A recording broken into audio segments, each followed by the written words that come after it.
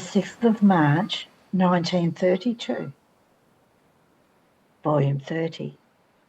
One who lives in the divine will feels the need to go around the divine works, and how all the divine works go around the creature. The purpose, seed of light. I was continuing my round in the divine works. I feel my poor mind as though fixed around the works of my, and it does its race, almost continuous, around them. In fact, since they are works done for love of me, I feel the duty to recognize them, to use them as stairways in order to ascend to He who so much loved me and loves me, and to give Him my little love, because He wants to be loved. But while I was doing this, I thought to myself, and why does my mind always have to run? It seems to me that a powerful force is over me, maintaining my race. And my sweet Jesus, making me his tiny little visit, told me, my daughter, everything goes around the creature. The heavens go around, and do not let her escape from under their azure vault. The sun goes around, and with its little rounds of light it gives her light and heat. The water goes around the creature, the fire, the air, the wind, and each element gives her the properties it contains. My very life and all my works are in continuous round around the creatures, to be in a continuous act of giving myself to them.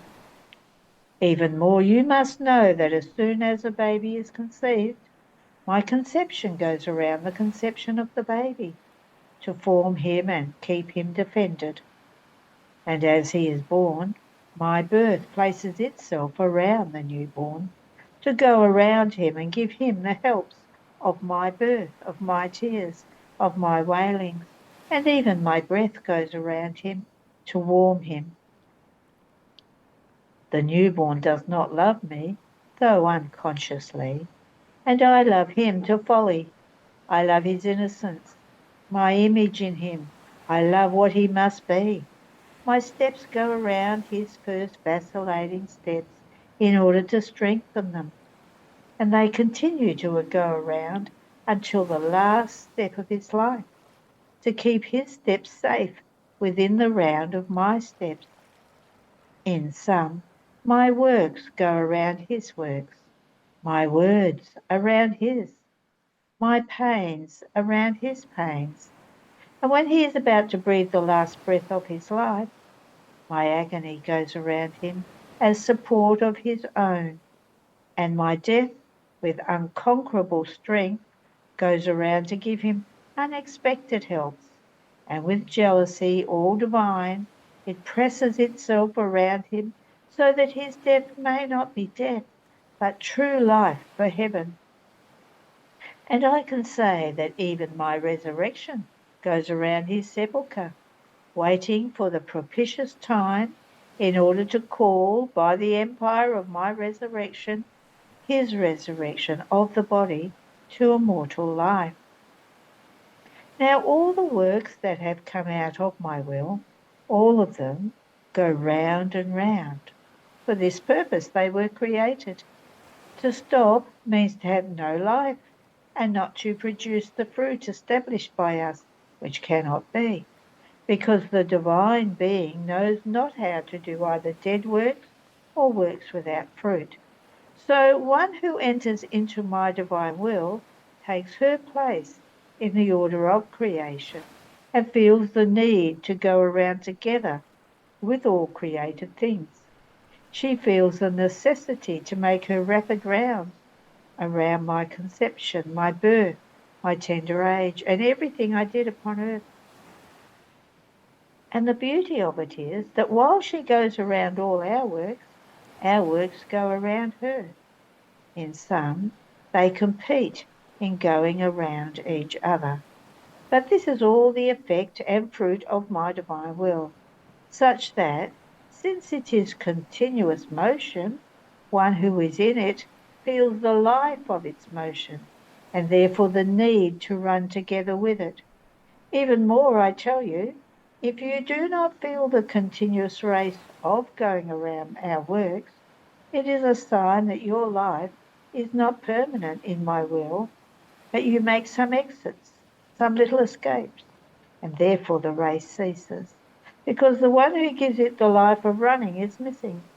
And as you enter into it, so it puts you in the order, and you continue the race, because another will, divine and operating, has entered into you. Therefore, be attentive, because you have to deal with an omnipotent will, which always runs and embraces everything. After this, I was thinking to myself, what will be the good, the utility of this race of mine, of this going round and round in the acts of the divine will? And the celestial King Jesus added, my daughter, you must know that each act of creature contains the value of the purpose with which she animates her act. The purpose is like the seed, which buried under the earth pulverizes with the earth, yet not in order to die, but to be reborn and form the little plant loaded with branches, with flowers and fruits that belong to that seed. The seed cannot be seen, it is hidden in its little plant, but from the fruits one knows the seed, whether it is good or bad. Such is the purpose. It is seed of light, and it can be said that it remains as though buried, and it pulverizes in the act of the creature. And if the purpose is holy, all the acts that come from that purpose will all be holy acts, because there is the first purpose, the first seed, that animates and gives life to the sequence of the acts of the first purpose. And these acts form the life of the purpose, and in them appear flowers and fruits of true sanctity. And as long as the creature, with full knowledge of her will, does not destroy the original purpose, she can be sure that her acts are enclosed in the first purpose. Now, your race in my divine will have the purpose that you want, and that its kingdom be formed. And therefore, all its acts are centralized in my fiat, and converting into seed of light, they all become acts of my will that eloquently, with ancient and divine voices, ask for this kingdom so holy into the midst of the human generations. End of the reading. The 6th of March 1937, Volume 34. Creation, first means of help in order to form the life of the divine will in us. Second, God directly. Third, the circumstances of life. I continued to swim in the immense sea of the divine volition, and I thought to myself, but how can the creature form this life of the fiat in herself? I feel so tiny that it seems impossible to me. Perhaps living within it is easier, because I find so much space that I cannot see where the end reaches. But in closing it within me, I feel that the space is lacking for me in order to do this.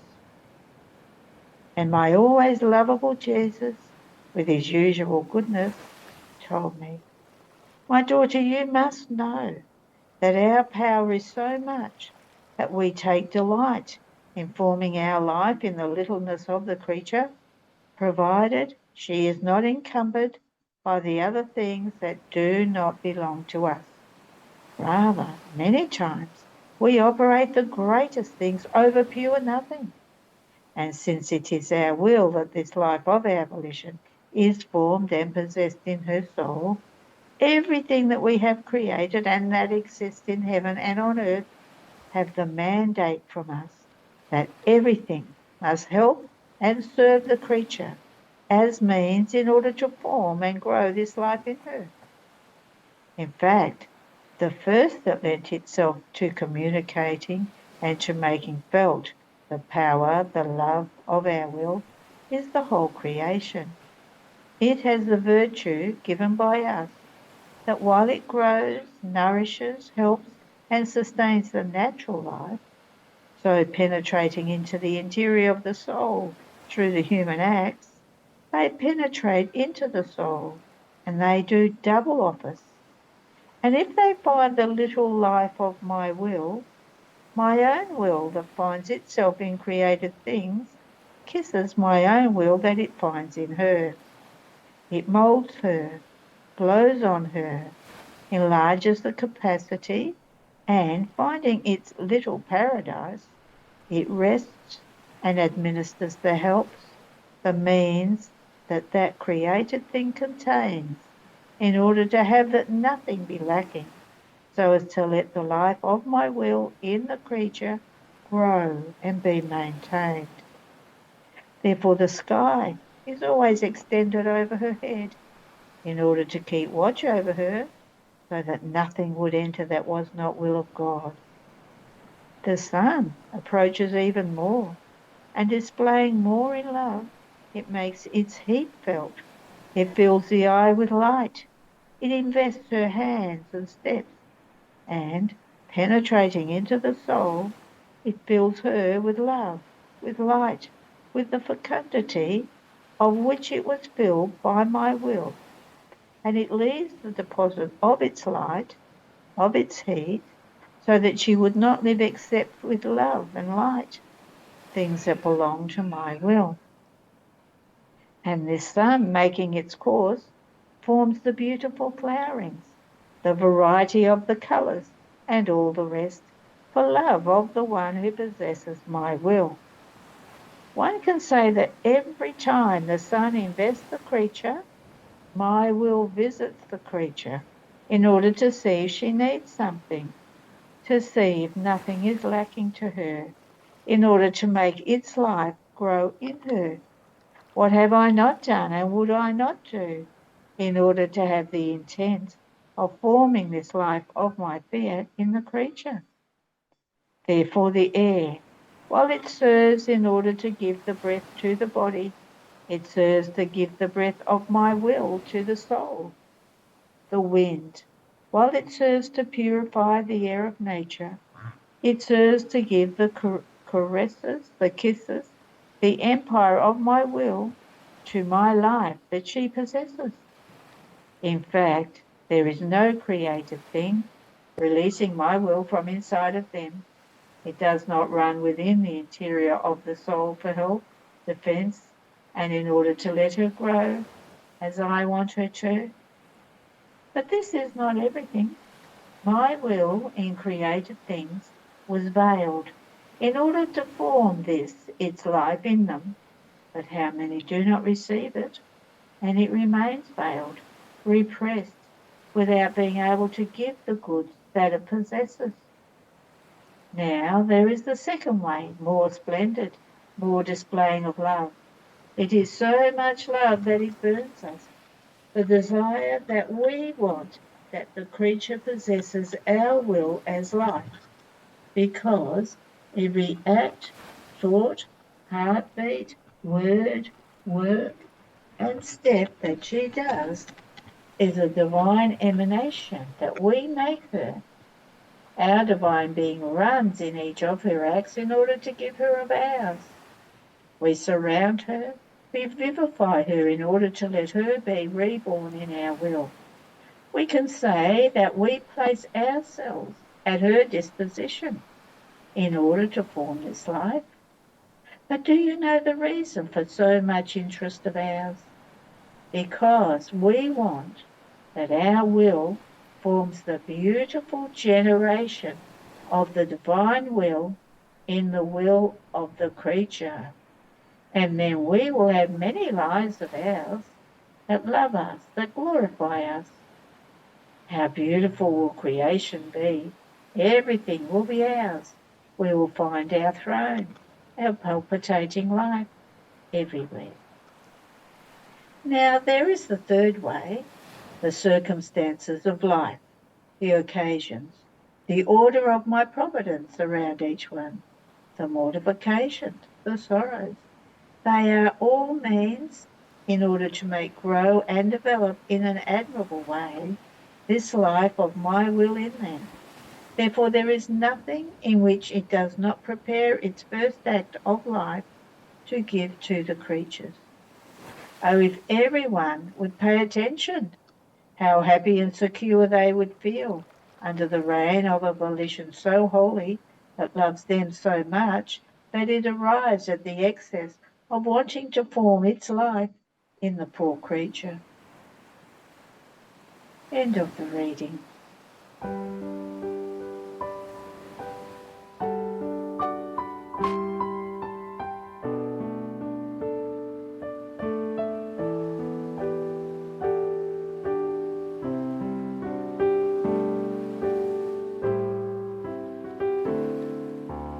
All that I am sings of a God who brings new life. The 6th of March 1938, Volume 35. Oppressions and melancholies have no reason to exist in the divine will.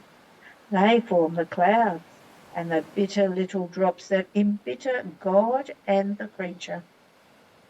Prodigies of abandonment in the divine volition.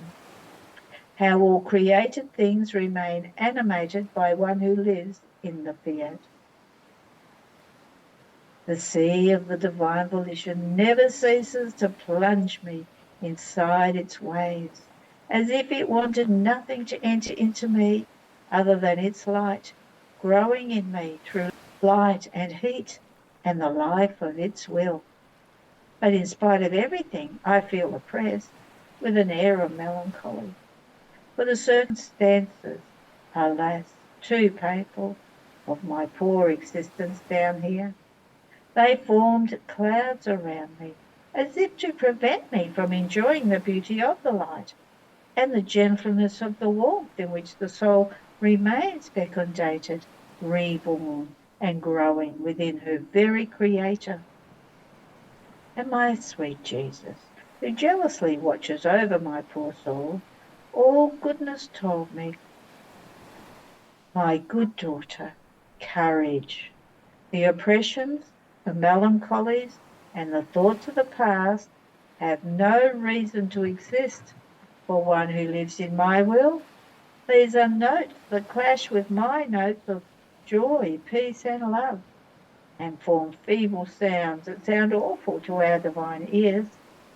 They are like bitter little drops that, thrown into our divine sea, try to embitter it, while by living in our will, we make the creature the owner of our seas of joy and happiness, and if necessary, we arm her with our power, so that all may be propitious and nothing may do any harm, since nothing has power against our will. Even more, our will has the power to flatten and to crush anything like dust under the empire of an impetuous wind. How bad it sounds to us when we notice that a creature in our will is afflicted or oppressed. And since she lives in our volition, from the one will that animates us, we are forced to hear her afflictions and oppressions. Setting ourselves aside when the creature feels afflicted is not of our divine being, not of our love. Rather, we make use of our power, and we inundate her more with our love, so that we may see her again with a smile on her lips and with joy inside her heart. And then the thought of the past is really absurd. It is like wanting to claim divine rights. You must know that all the beautiful and good things that the creature has done are deposited inside ourselves, attesting to her love and the glory she gives us, and forming her crown for her first entrance into our celestial fatherland. Therefore, the most beautiful act of the creature is to throw herself into our arms, abandon herself, letting us make whatever we want to make of her, in time as well as in eternity. Only then do we get all the savour of making her one of the most beautiful statues to adorn our celestial Jerusalem. Then he added, "My daughter, when the creature abandons herself in our will, our satisfaction is so great that she pours into us and we pour into her, giving her our new life, new love, new sanctity, and new knowledge of our Supreme Being. When the creature abandons herself in our divine volition, we can make the greatest prodigies and the most surprising graces in her, since our own will receive and deposit what we want to give to the creature. By abandoning herself in our will, she storms heaven, and her empire is such that she imposes herself over our divine being, enclosing it within her littleness, while she, triumphant, encloses herself within our divine womb. The heavens are amazed, and the angels and saints remain ecstatic. All feel a new life flowing within themselves by virtue of the act of abandonment of the creature while still a pilgrim. And finding her abandoned in our fiat, we find that we can do whatever we want. She lends herself completely to our power. So we begin the work and form in the soul many little fountains of love, goodness, sanctity, mercy, and so on. In this way, when our love wants to love, we set those little fountains of love in motion with our omnipotent breath, and she loves us, letting so much love overflow from the fount as to float the entire celestial court. When we want to use goodness, mercy, or grace, we set these founts in motion, and the earth remains floated by our goodness and mercy, and some are converted, some receive graces. We could do all this directly by ourselves, but we feel more delighted and pleased in using the founts that we ourselves have formed inside the creature. Through her, we feel more moved to use our mercy toward all. We have our intermediary between heaven and earth, who in her abandon makes us pour graces and makes us love all the creatures with new love. Therefore, the more you are abandoned in our will, the more magnanimous we will be toward you and toward others, and all, at least the more disposed, will find new strength and new guidance. I remained surprised, and he added, "My good daughter, how I wish that all knew what it means to live in my divine volition. It seems incredible, but do you know why? Because they don't know what my will is, and the whole series of prodigies that it can do and wants to do in the creature. So, not knowing it, they believe it's impossible that my will can do in the creature all that I'm saying. Oh, if they knew it! What it does and says is little. It is the knowledge that puts us on the way to the creature and prepares our place, forming the space in which to put our unheard of prodigies. It is knowledge that forms the eyes to be able to view and appreciate our divine wonders. All is a prodigy for one who lives in our will. You must know that as a creature does her acts in my will, all created things remain animated by her will and word. All things possess a voice. Some say love, some glory, some adoration, some others thank you, and others still blessing to our Creator. What harmony they form in the atmosphere! What a sweet enchantment, to such extent that we feel enraptured. But whose voices are these? The voices of those who live in our will. It happens as when voices and chants are ingeniously enclosed inside instruments of wood and of metal. The instruments sing and speak. It is the same for the one who lives in my will. Her love to see me loved and glorified is such that she encloses her will, her voice, and her love inside the created thing. And some narrate to me the story of my love. Some sing of my glory. It seems that all things have one thing to tell me. Oh, how happy I feel, seeing that the creature masters the entire creation, and, queen as she is, animates all, and makes me loved by all. Oh, how sweetly she resounds to our divine hearing. I gave her all, and she gives me all. So I return all again. Reading. There are no more readings today.